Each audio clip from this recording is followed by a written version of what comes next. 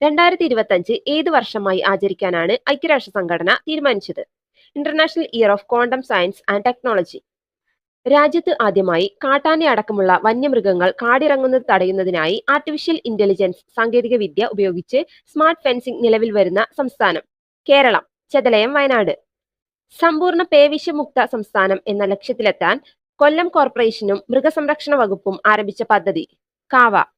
അതിശക്തമായ zircon hypersonic മിസൈലുകളെ വഹിക്കാൻ ശേഷിയുള്ള കാസാൻ ആണവ അന്തർവാഹിനി ഏത് രാജ്യത്തിൻ്റെതാണ്? റഷ്യ.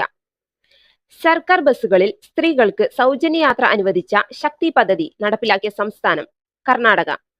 കടലാക്രമണം, കടൽക്ഷോഭം എന്നിവ മൂലം വീട് നഷ്ടപ്പെടുന്നവരെ പുനരധിവസിപ്പിക്കാനുള്ള ഫിഷറീസ് വകുപ്പിന്റെ പദ്ധതി പുനർഗേഹം.